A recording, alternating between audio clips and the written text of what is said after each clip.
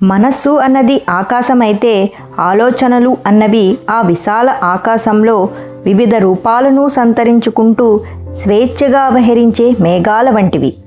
సూక్ష్మశక్తి ప్రకంపనలు అయిన ఈ ఆలోచనలు పదార్థాన్ని ప్రభావితం చేయగలిగిన శక్తిని కలిగి ఉండడమే కాకుండా భౌతిక వాస్తవాలుగా ఈ భూమి మీద సాక్షాత్కరించగలిగే సామర్థ్యాన్ని కూడా కలిగి ఉంటాయి. అందుకే ఒకానొక మనిషి యొక్క బహుముఖ సామర్థ్యం అన్నది అతడు తన ఆలోచనలను సాక్షాత్కరించుకోగలిగిన అతని చైతన్య శక్తిపై ఆధారపడి ఉంటుంది. వైద్య పరిభాషలో ఈఈజీ అంటే ఎలక్ట్రో ఎన్ఫిలోగ్రామీ అనే శాస్త్రీయమైన ప్రక్రియ ద్వారా కొలవబడే ఈ ఆలోచనలకు పదార్థాన్ని ప్రభావితం చేయగల శక్తి కూడా ఉంటుంది.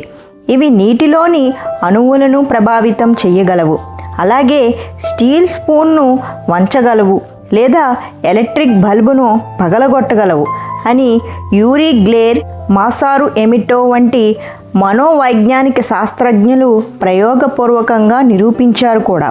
కాబట్టి ఇంతటి శక్తివంతమైన ఆలోచనల పట్ల మనం నిరంతరం కాన్షియస్తో ఉంటూ వాటిని ప్రయోజనకరంగా ఉపయోగించుకోవాలి. అజ్ఞానం మరి భయం వల్ల కలిగే వినాశకరమైన మరియు నెగిటివ్ ఆలోచనలను ఆత్మజ్ఞానం మరి ధ్యాన సాధనలతో పాజిటివ్ మరి అద్భుతమైన ఆలోచనలుగా మార్చి అద్భుతమైన ఆలోచనలుగా పరిమార్చుకుంటూ స్వీయ అభివృద్ధికి మరి సమాజ అభివృద్ధికి పాటుపడదాం. అసలు మనసు అంటే సూక్ష్మశక్తి రూపాలైన అనేక ఆలోచనల సముదాయం. ఇది శరీరంలో ఒకానొక అవయవం ఏమాత్రం కాదు. అనంత శక్తివంతమైన ఒకానొక భాగమైన ఈ మనస్సు కేవలం ఒక మెదడుకే పరిమితం కాకుండా తన అవసరాన్ని బట్టి శరీరమంతా, ప్రపంచమంతా మరి విశ్వమంతా కూడా విస్తరించి ఉంటుంది.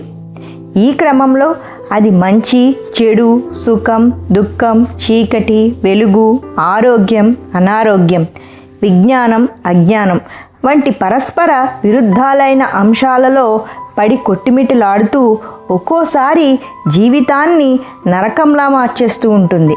అందుకే మన జీవితాలకు మన మనసే డాక్టర్, మన మనసే మాస్టర్, మన మనసే బిల్డర్, మన మనసే శత్రువు, మరి మన మనసే మనకు గురువు, దైవం అన్నీ.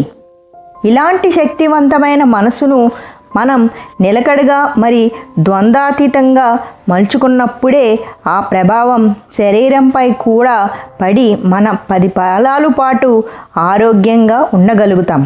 అందుకు మనం చెయ్యాల్సిందల్లా నిరంతర ధ్యాన సాధన అంటే మెడిటేషన్. ఈ ధ్యానంలో మన శ్వాస మీద ధ్యాస ఉంచడం ద్వారా మన ప్రెజెంట్లో స్థిరమైపోతాం. సాధారణంగా మన మనసు ఎప్పుడూ గతానికి సంబంధించిన జరిగిపోయిన విషయాల పట్ల బాధపడుతూనో అనుక్షణం చంచలత్వానికి గురవుతూ ఉంటుంది.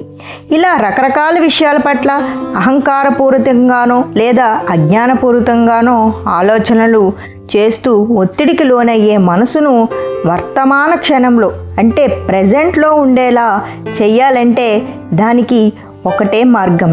అదే శ్వాస మీద ధ్యాస చేస్తూ ధ్యాన సాధన చెయ్యడమే మార్గం. శ్వాసక్రియ అన్నది ప్రస్తుత వర్తమాన క్షణానికి చెందిన ఒకానొక శాస్త్రీయమైన ప్రక్రియ. దీనికి గతంలో లేదా భవిష్యత్తులో ఎలాంటి సంబంధం లేదు.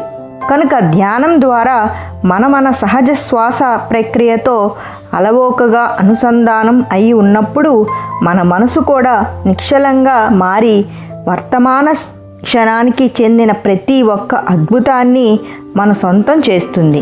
అలాగే మన జీవితం ఎంతో అద్భుతంగా మారడానికి ఉపయోగపడుతుంది. Thank you for watching this video.